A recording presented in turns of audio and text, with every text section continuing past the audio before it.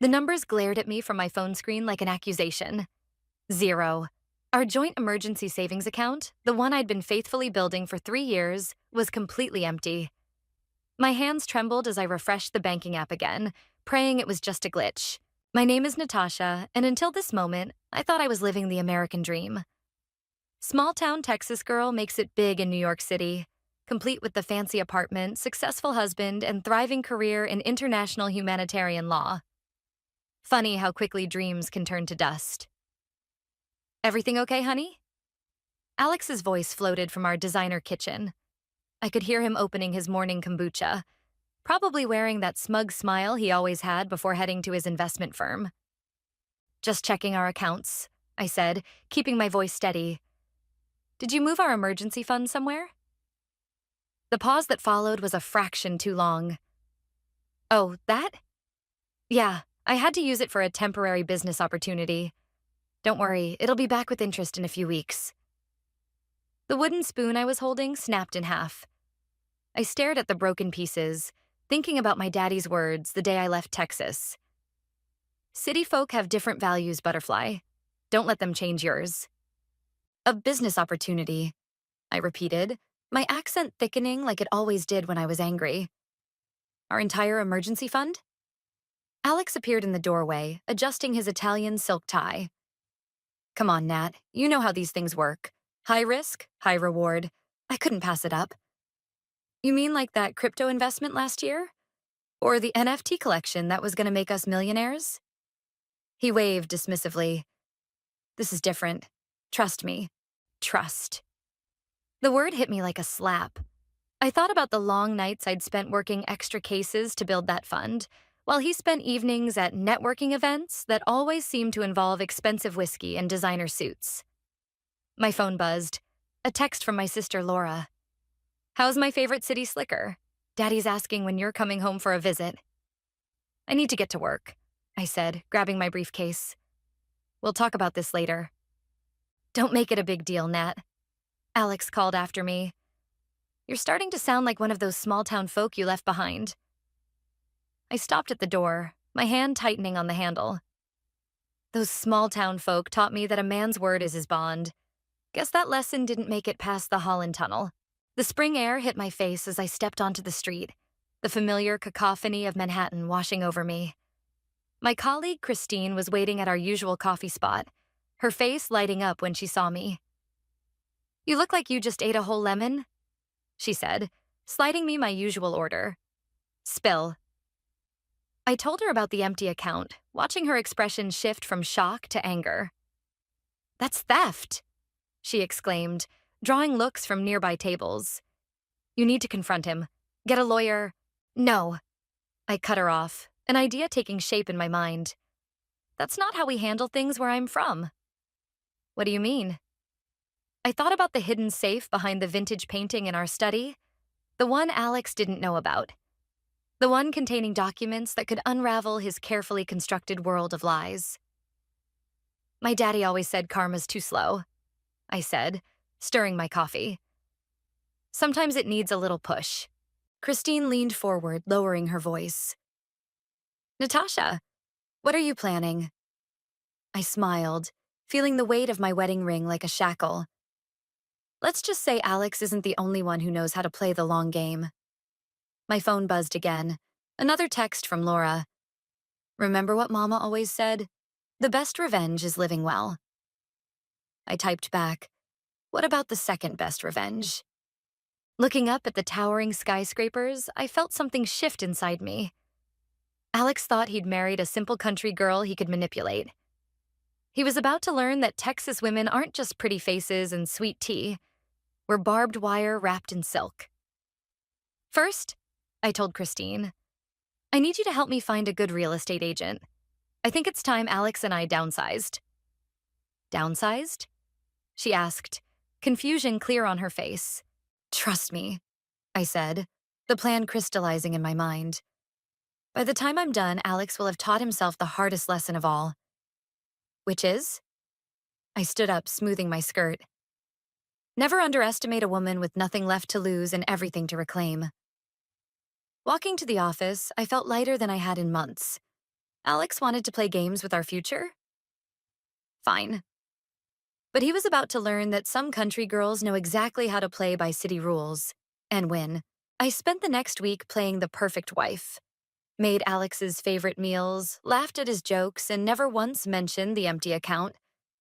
But behind every smile was a plan taking shape, like a storm brewing over Texas plains.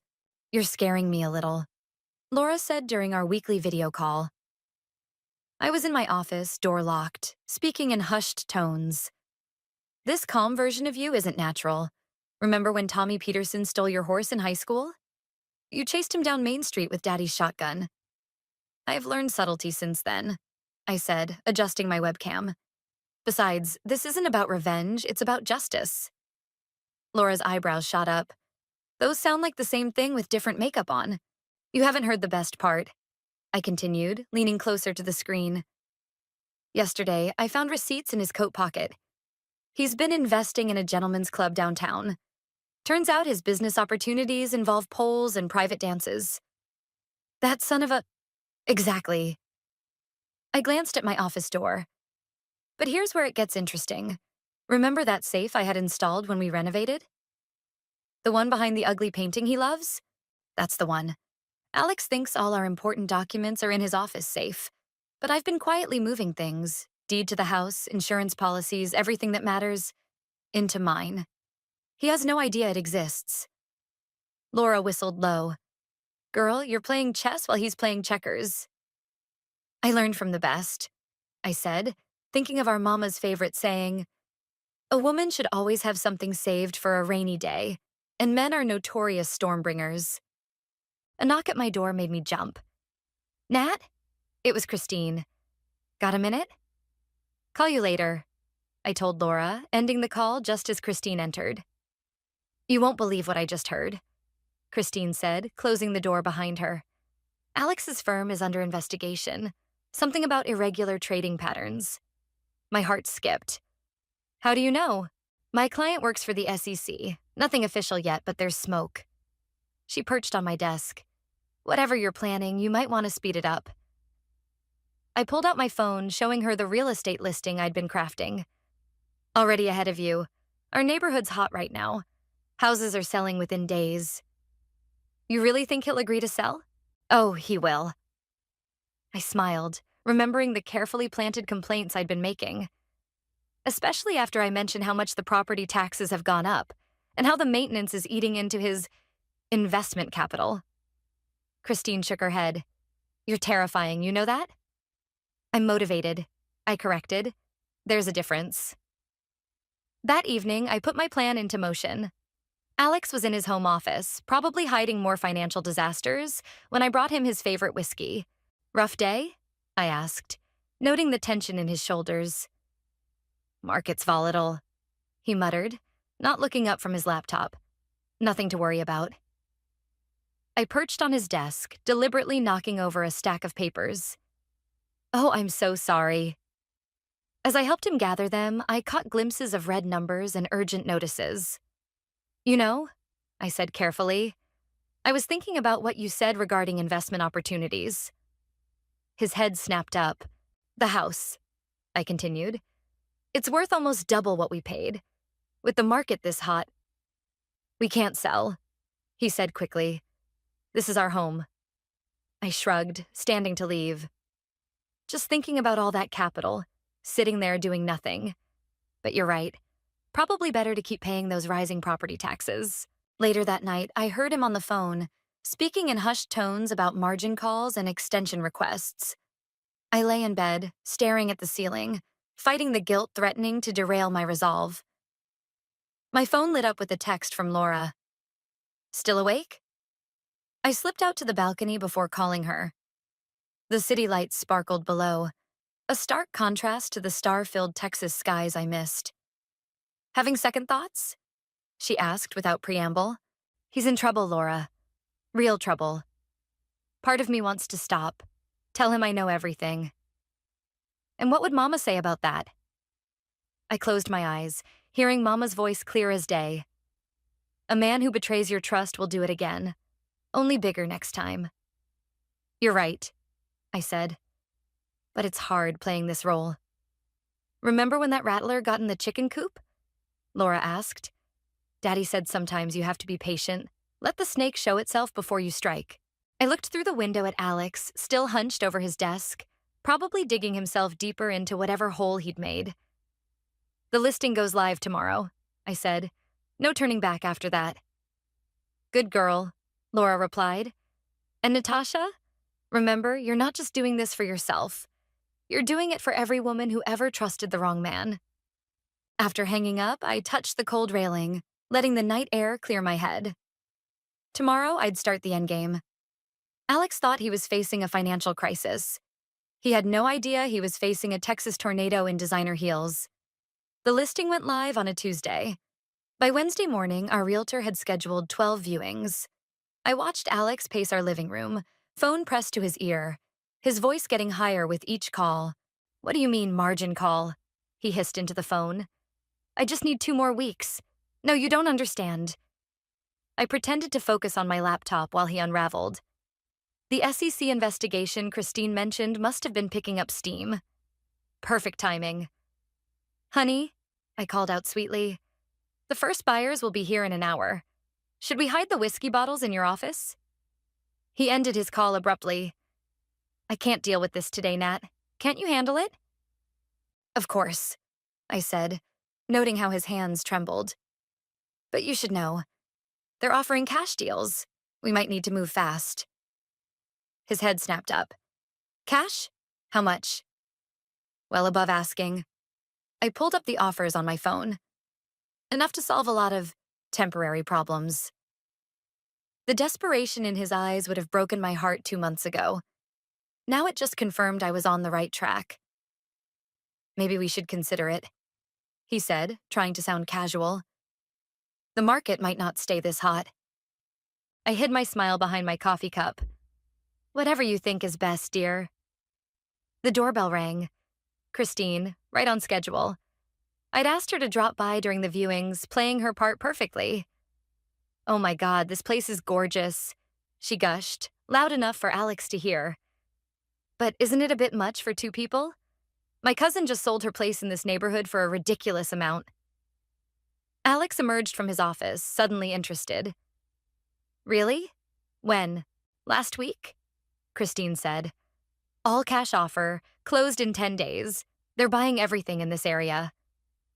I watched Alex's expression shift from worried to calculating. The same look he'd had before emptying our savings. The first potential buyers arrived, a wealthy couple who made all the right noises about crown molding and natural light.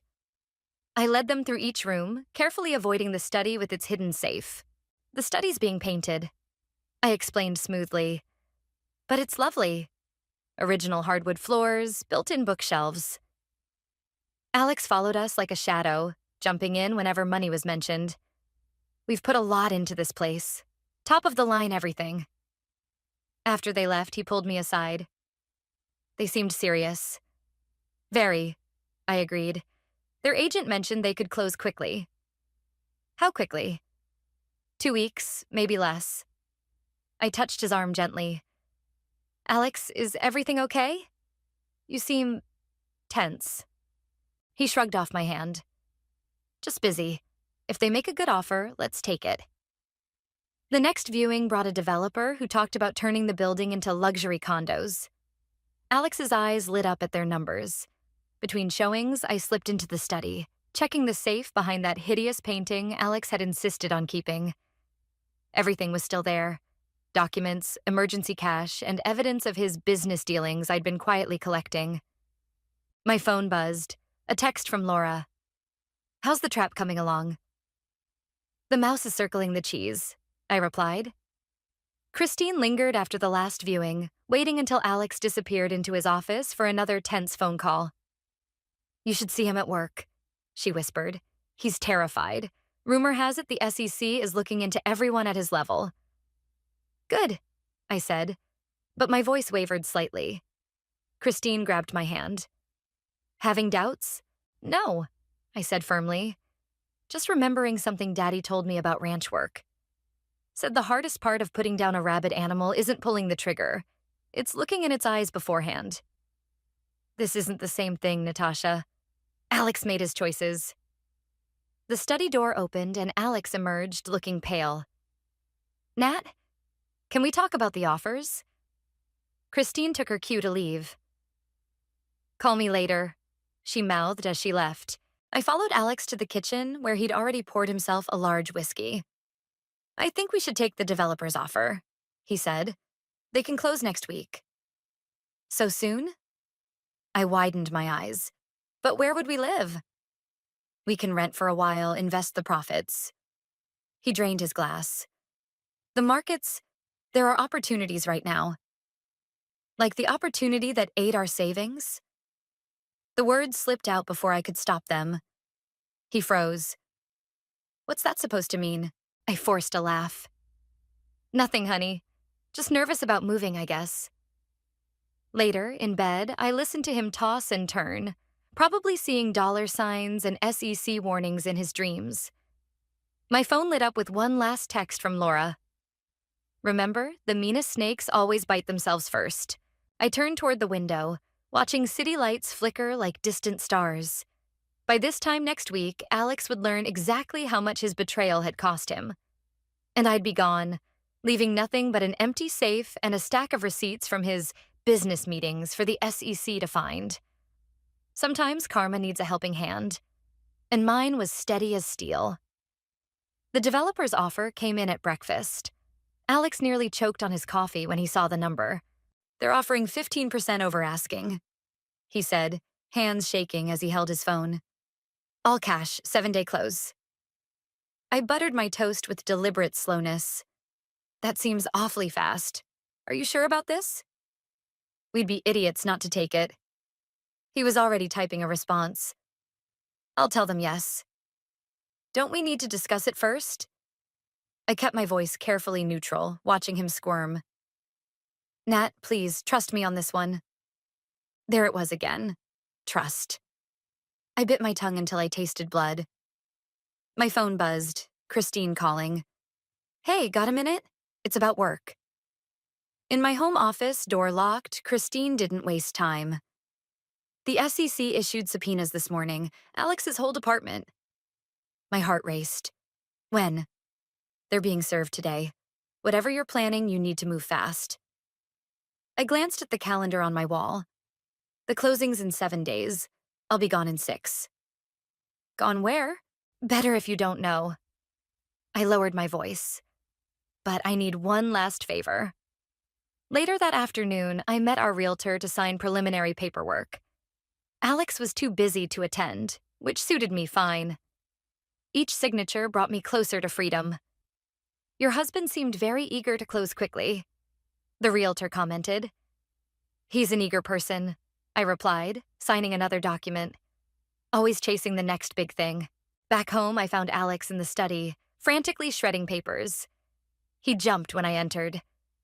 Just clearing out old files, he said quickly. For the move. I nodded, noting how close he was to the painting hiding my safe. Need help? No. He stepped between me and the shredder. No thank you. Why don't you start packing the bedroom? Upstairs, I called Laura. The SEC is moving in, I told her. I need you to wire the money tomorrow. Already done, she said. Account's set up in your maiden name, just like you asked. Jesse's got the guest room ready whenever you need it. I sank onto the bed, suddenly overwhelmed. Laura, what if I'm wrong? What if... Stop right there, she cut in. Remember when Mama caught Daddy gambling away their savings? What did she do? Cleaned out the accounts and left him with nothing but his boots and his pride. And what happened after? He sobered up, earned back her trust, and never gambled again. I smiled at the memory. They were stronger for it. Exactly. Sometimes love means letting people hit rock bottom. A crash from downstairs interrupted us. I found Alex in the kitchen, a broken whiskey bottle at his feet. Everything okay? I asked, helping him clean up. Fine, he snapped. Just perfect. Why wouldn't it be perfect?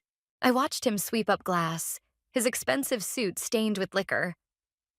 Alex, if you need to talk. I said I'm fine. He threw the dustpan into the sink. Just, just leave me alone. That night, I lay awake listening to him pace the study. Papers rustling, drawers opening and closing, the shredder running continuously. At 3 a.m., my phone lit up with a text from Christine. SEC team arriving at the office tomorrow. It's happening. I slipped out of bed and went to the kitchen, making coffee like I had so many nights back home when storms were rolling in. The city sparkled beyond our windows, beautiful and cold. Alex appeared in the doorway looking haunted. You're up? Couldn't sleep. I poured him a cup. Want to talk about it? For a moment, I saw a flicker of the man I'd fallen in love with. Vulnerable, real. Then his walls slammed back up. Nothing to talk about, he said, but his hands shook as he took the cup. Just work stuff. Must be pretty serious work stuff to have you shredding files at midnight. His head snapped up.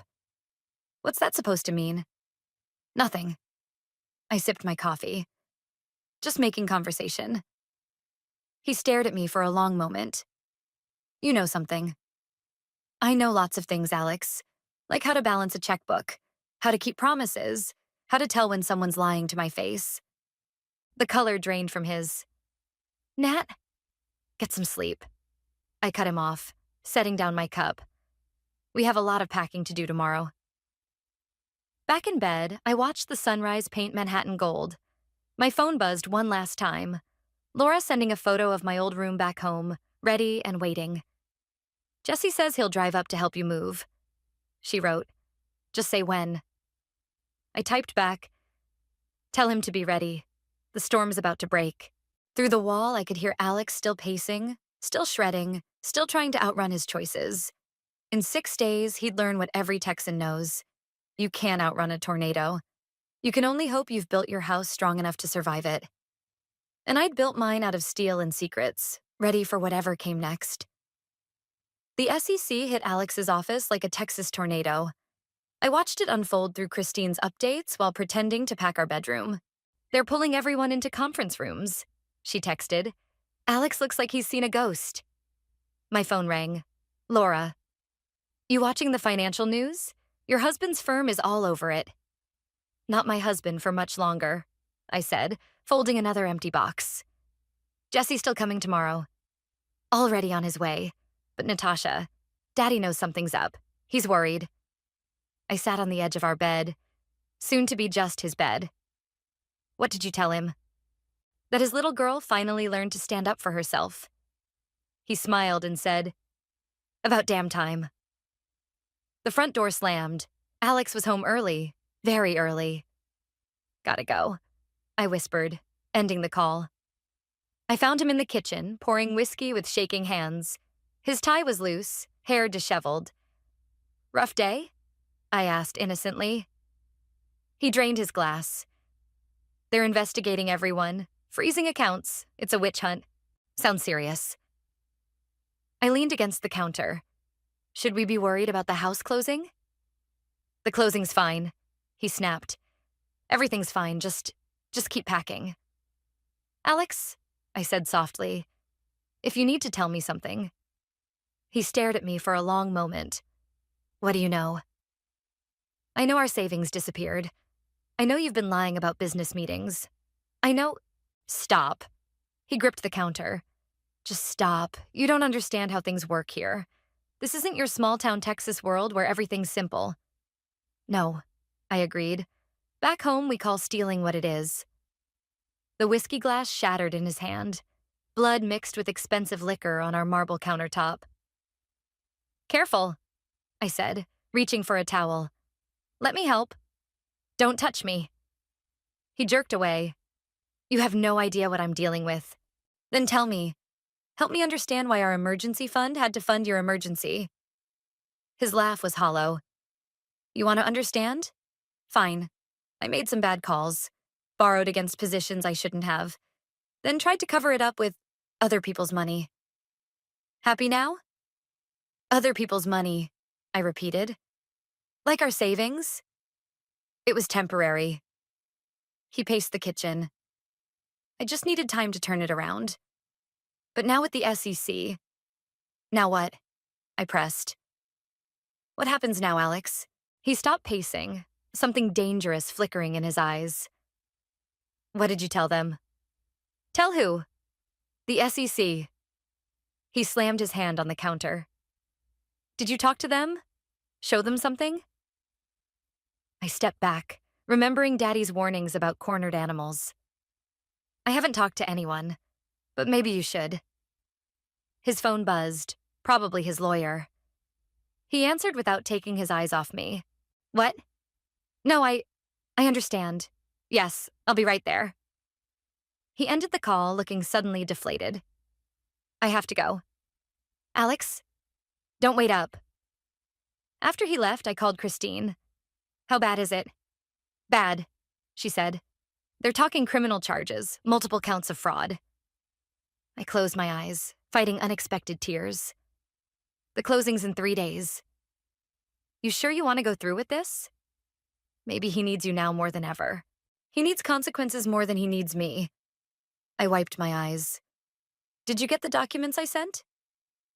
All copied and ready for the SEC. But Natasha, once I turn these in. I know, no going back. I spent the next hour on the phone with Laura, finalizing details. Jesse would arrive tomorrow with his truck, ready to help me disappear while Alex was dealing with his lawyers. The guest room's all ready, Laura said. Daddy even put fresh flowers in there. Tell him. My voice cracked. Tell him his little girl's coming home. That night, Alex didn't return. I packed my real belongings into boxes marked Goodwill, things he'd never think to check. The rest could burn with his house of cards. At midnight, my phone lit up with a text from an unknown number. Mrs. Hicks, this is David from the SEC. We'd like to speak with you about your husband's activities. I showed Laura the text. Right on schedule, she said. You ready for tomorrow? Ready as a rattler in spring, I replied, using one of Daddy's sayings. I spent my last night in our bedroom looking at old photos, Alex and me in happier times, before greed poisoned everything. Part of me still loved the man in those pictures, the one who used to bring me wildflowers and dance with me in the kitchen. But that man was gone, replaced by someone who'd steal from his own wife and lie to her face. My phone buzzed one last time. Jesse. Just crossed into Pennsylvania. See you tomorrow, darling. I touched the screen, thinking about home, about second chances and fresh starts. Alex thought he was facing an SEC investigation. He had no idea he was about to face Texas justice instead. Sometimes karma needs a woman's touch. And mine was about to leave a mark he'd never forget. Jesse arrived at dawn in his battered pickup truck, looking exactly like the piece of home he was. Alex had spent the night at his lawyer's office, making my escape easier than expected. Well, don't you look like a woman on a mission? Jesse drawled, pulling me into a bear hug that smelled of leather and Texas sun. Keep your voice down, I whispered, though I was smiling. The doorman gossips. We worked quickly, loading the pre-packed boxes marked Goodwill into his truck. Each contained pieces of my real life. Photos, documents, family heirlooms I'd quietly collected over the past week. Last stop, I said, leading Jesse to the study. Help me with this painting. The hidden safe opened with a satisfying click. Inside lay everything I needed.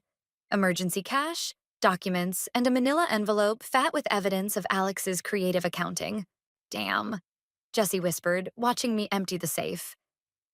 You really are your mama's daughter. My phone buzzed. Christine. SEC team asking questions about Alex's personal accounts. When should I give them the documents?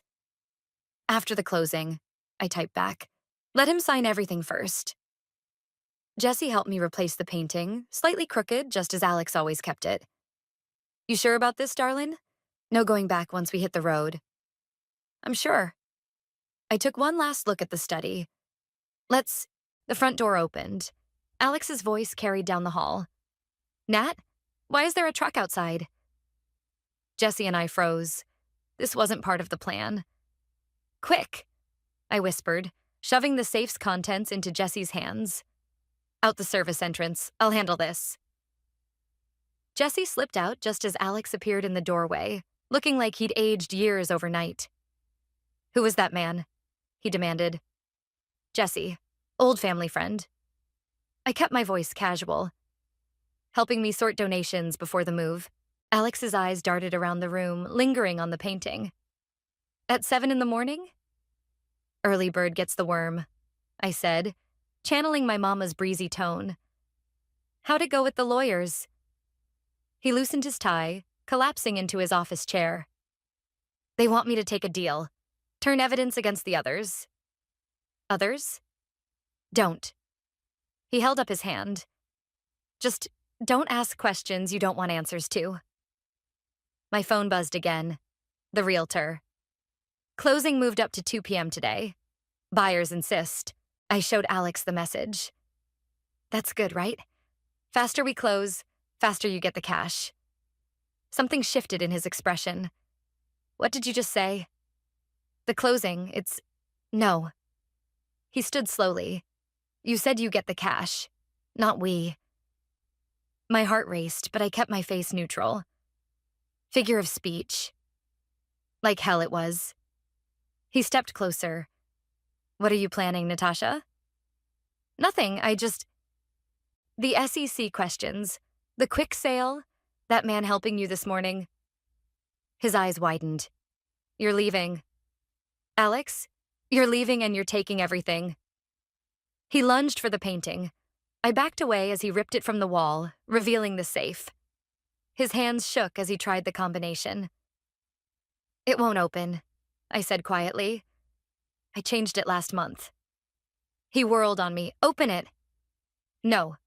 Open it." He slammed his hand against the wall. "Whatever you think you know, I know enough." I straightened my spine, channeling every strong woman in my family.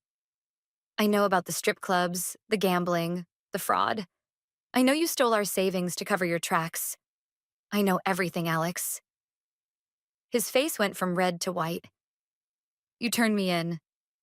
"No," I said. "You turned yourself in. I just made sure someone was watching." He reached for me, but I was already moving. Daddy didn't raise no fool. I knew better than to let a desperate man get too close. "The closing's at 2, I said, backing toward the door. "Sign the papers, take the money. Maybe it'll help with your legal fees." "You can't do this," he whispered. "You're my wife." "I was your wife. Now I'm just another investment gone bad." I made it to the elevator before the shaking started. Jesse was waiting in the garage, engine running. "You okay?" he asked as I climbed in. "Heard yellin'." "Just drive." My phone exploded with texts from Alex as we hit the highway. Threats, pleading, promises to change. I turned it off. "Your daddy's gonna be proud," Jesse said after a while. "Standing up for yourself like that." I watched Manhattan shrink in the side mirror, thinking of the SEC documents Christine would deliver tomorrow, the closing papers Alex would sign today, and the empty safe that would tell him exactly how long I'd been planning this. "I'm proud of myself," I said quietly. "That's enough." Jesse smiled, pointing the truck south toward home. "Sometimes the longest journey starts with one goodbye," I finished, completing one of Mama's favorite sayings. And as the city faded behind us, I felt lighter than I had in years. Alex wanted to play big city games. Fine. But he'd learn what every Texan knows. Sometimes the biggest losses come from underestimating a small-town girl. The news broke while Jesse and I were somewhere in Virginia. Christine's call interrupted Patsy Cline on the radio. "It's all over the financial networks," she said. "Alex signed the closing papers, then the SEC moved in. They're calling it one of the biggest fraud cases this year." I watched mountains roll by outside the truck window. Did he suspect anything? Not until it was too late. The look on his face when they served him the papers. She paused. "He's asking about you, demanding to know where you've gone." "Let him demand." I twisted my wedding ring off, dropping it into my purse. "How much did they find?" "Millions. And those documents you gave me? They're calling them the smoking gun."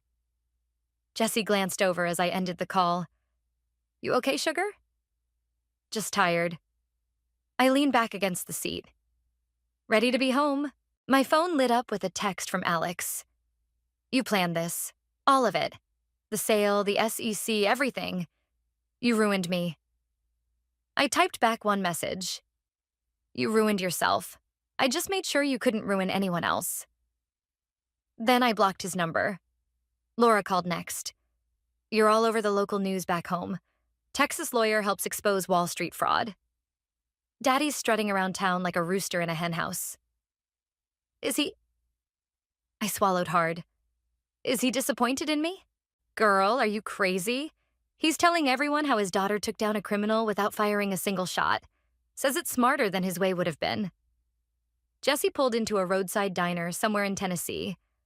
Over coffee and pie that reminded me of Mama's, I checked my email. The closing proceeds had landed in my new account, my fair share, plus what Alex had stolen from our savings. Your mama would have done the same thing, Jesse said, watching me stare at the numbers. Remember when old Joe tried to cheat her on that horse deal? I smiled, remembering. She sold the horse to his competitor for half price just to spite him. Taught him a lesson about crossing Texas women. My phone buzzed. Christine again. Alex's lawyer called. He's offering a deal. Says he'll split everything 50-50 if you'll speak up for him at sentencing. I showed Jesse the message. He snorted. That boy still thinks he's holding cards. He never did understand Texas poker. I agreed, declining the offer with 2 words. Not interested. We drove through the night, watching the landscape change from mountains to plains. Every mile brought me closer to home, further from the glossy Manhattan life I'd thought I wanted. Laura met us at the state line, leading us home in her beat-up Jeep. As we pulled onto the familiar dirt road, I saw Daddy on the porch, looking exactly like the rock he'd always been. There's my girl, he said, pulling me into a hug that smelled of leather and tobacco. Heard you've been teaching city boys about justice. Learned from the best. I buried my face in his shirt, finally letting tears fall. None of that now, he said gruffly, but his eyes were wet too. Your mama would say tears are just rain for growing stronger. Inside, Laura had prepared a feast, all my favorites from childhood. As we sat around the kitchen table, my phone lit up one last time. A news alert about Alex's arrest. Federal agents took him into custody. I read aloud, then stopped. You don't have to follow it, Laura said softly. Yes, I do. I straightened my shoulders. Need to know it's really over. Daddy reached across the table, taking my hand. It's been over since the moment you decided to stand up for yourself. Everything else is just paperwork. That night, I sat on the porch swing, listening to crickets and watching stars you could never see in Manhattan. Jesse joined me, offering a glass of Daddy's bourbon. Remember when we were kids? He said. And you wanted to be a superhero? I sipped the bourbon, letting it warm my chest. Yeah? Way I see it, you kind of became one. Took down the bad guy, saved a bunch of folks from getting robbed, all without throwing a single punch. Some superhero. I laughed, hiding behind legal papers and real estate deals. Sometimes the biggest fights are won with the smallest weapons. He clinked his glass against mine. Your mama used to say that. My phone buzzed one final time. Christine sending a photo of Alex being let out of his office in handcuffs. I deleted it without responding. You know what the funny thing is? I said, watching a shooting star streak across the Texas sky. I thought I'd feel guilty or sad or something, but all I feel is free, Jesse finished. Yeah. I smiled, feeling the weight of Manhattan finally fall away. Free. Inside, I could hear Laura and Daddy talking in the kitchen, their voices mixing with memories of Mama's lessons about strength and justice. Alex had thought he was marrying a simple country girl he could mold into his perfect Manhattan wife. Instead, he'd married a Texas tornado in disguise. And like Daddy always said, you don't realize a storm's true power until you're standing in the aftermath. The morning sun painted the ranch kitchen gold as I sipped coffee with Laura, watching Daddy work with the horses through the window. My phone buzzed. Christine calling with the news I'd been waiting for. The judge just handed down the sentence, she said. 15 years, no chance of early release. Laura squeezed my hand as I let out a breath I didn't know I'd been holding. There's more, Christine continued. He tried to claim you were involved, but those documents you saved? They proved you were actually the one who stopped him from stealing from other accounts. The judge called you a silent guardian of financial integrity. I couldn't help but laugh. Daddy will love that. His daughter, the guardian. How are you feeling? I watched Jesse ride up to the house, his smile visible even from a distance.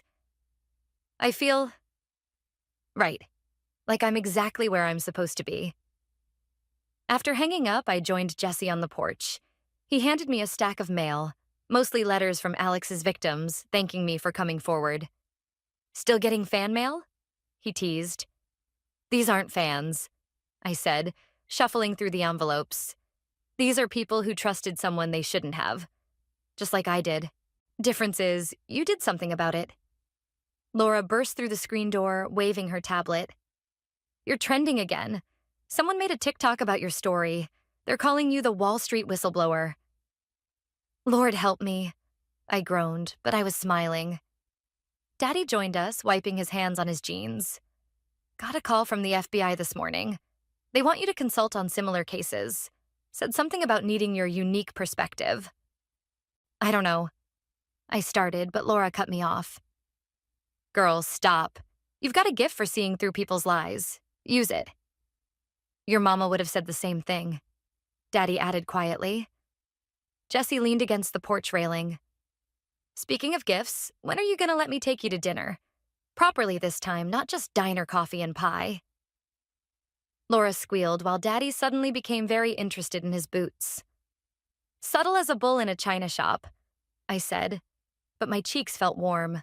Nothing subtle about knowing what you want, Jesse replied. Something I learned from watching you handle Alex. My phone buzzed again. A message from Alex's lawyer. Client requesting one final meeting. Says he needs closure.